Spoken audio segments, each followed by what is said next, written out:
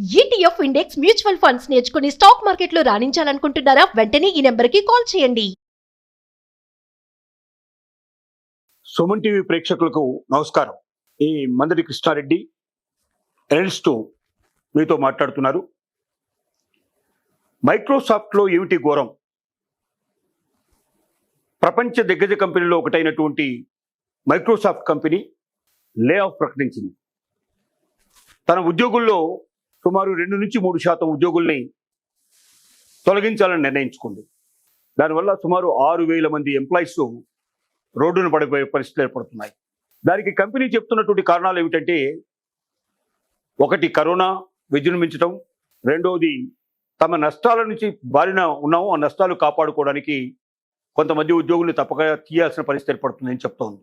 గతంలో కూడా మరి ఒక్కొక్క కంపెనీ మెల్లగా ఆర్టిఫిషియల్ ఇంటెలిజెన్స్ని ఉపయోగించుకుంటూ క్రమక్రమంగా ఉద్యోగుల్ని తగ్గించడానికి ప్రయత్నం చేస్తూ ఉంది. దాంట్లో టెక్ కంపెనీలన్నీ ముందుకు వస్తున్నాయి. ప్రతి కంపెనీ వేలాది ఎంప్లాయీస్ని సంవత్సరంలో ఒకసారి కాదు 2-3 దఫాలుగా తీసివేయడానికి ప్రయత్నం చేస్తున్నాయి. ఈ రకంగా పోతే కొన్నాళ్ల తర్వాత సాఫ్ట్వేర్ కంపెనీస్లో ఉద్యోగాలు దొరకడమే కష్టమయ్యే పరిస్థితి ఏర్పడేటట్టుగా ఉంది. ప్రపంచమంతా అటే ప్రయాణం చేస్తుంది.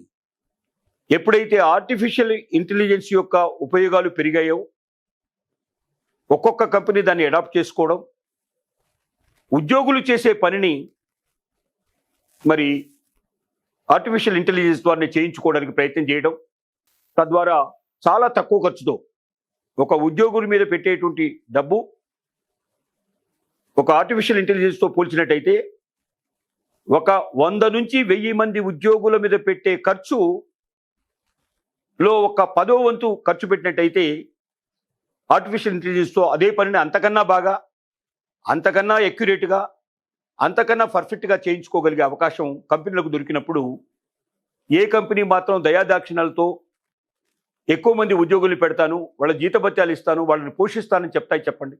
అందువల్ల ప్రతి కంపెనీ కూడా ఎక్కువ లాభాలు సంపాదించాలంటే ఖర్చు తగ్గించుకోవాలి. ఖర్చులో ఎక్కువగా ఉండేది జీతభత్యాలే ఉంటాయి కాబట్టి ఎక్కువ ఎంప్లాయీస్ని పెట్టుకోవడం ద్వారా, అందులోనూ ఎగ్జిక్యూటివ్స్ని ఎక్కువగా హై రేంజ్ బాగా శాలరీస్ ఉండేటువంటి వ్యక్తుల్ని పెట్టుకోవడం ద్వారా ఎక్కువ మొత్తంలో వాళ్ళు చెల్లించాల్సిన పరిస్థితులు ఏర్పడుతున్నాయి.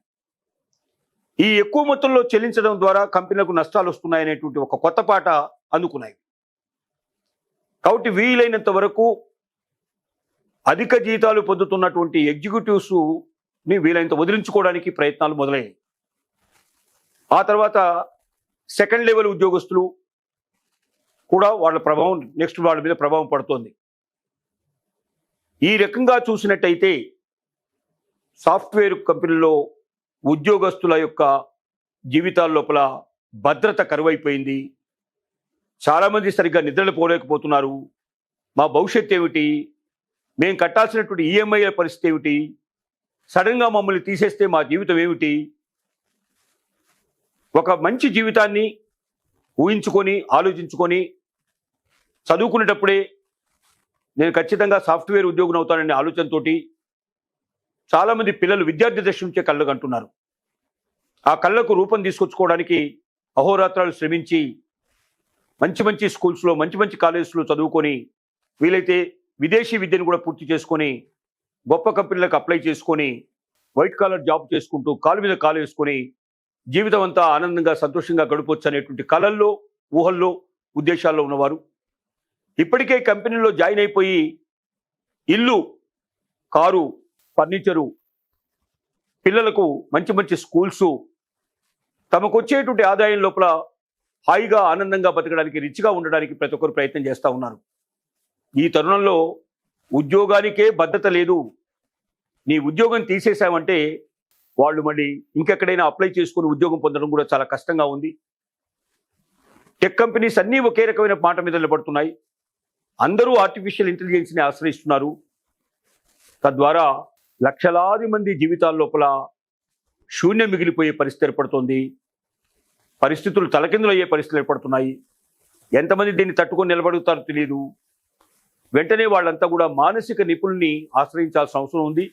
లేకపోతే డిప్రెషన్లోకి వెళ్ళిపోయే పరిస్థితి, లేకపోతే సూసైడ్ చేసుకోవాలనే ఆలోచన రావడం, ఇలాంటివన్నీ కూడా జరిగే అవకాశాలు ఉన్నాయి. కాబట్టి చాలామంది విశ్లేషకులు సూచిస్తుంది ఏమిటంటే, టెక్ కంపెనీలో పనిచేసే వాళ్ళు వెంటనే మానసిక నిపుణుల్ని కలవాలని, వాళ్ళ సలహా తీసుకోవాలని, వాళ్ళలో ఉన్న భయాందోళనను పోగొట్టుకోవాలని, మెంటల్గా ప్రిపేర్ అవ్వాలని, భవిష్యత్తులో ఎలాంటి పరిస్థితుల్లో పడ్డా వాళ్ళ కాళ్ళ మీద వాళ్ళు నిలబడి ఆల్టర్నేటివ్స్ ఏమైనా వెతుక్కొని జీవితానికి ముందుకు నడిపించాలి తప్ప జీవితాన్ని అంతం చేసుకోవడానికి ప్రయత్నించకూడదని ప్రతి ఒక్కరికి కూడా విజ్ఞప్తి చేస్తూ, మైక్రోసాఫ్ట్ లెసన్తో భవిష్యత్తులో చదువుకునే విద్యార్థులనేది కూడా 1-2 సార్లు ఆలోచించుకోవాలి. సాఫ్ట్వేరే జీవితం అనుకుని ముందుకు వెళ్ళకూడదు. ఆల్టర్నేట్స్ ఏమున్నాయో వెతుక్కోవాలి. ఉద్యోగం మీదనే ఆధారపడకుండా ఎంటర్‌ప్రెన్యూర్‌షిప్ కోసం ప్రయత్నించాలని మనవి చేస్తున్నాం.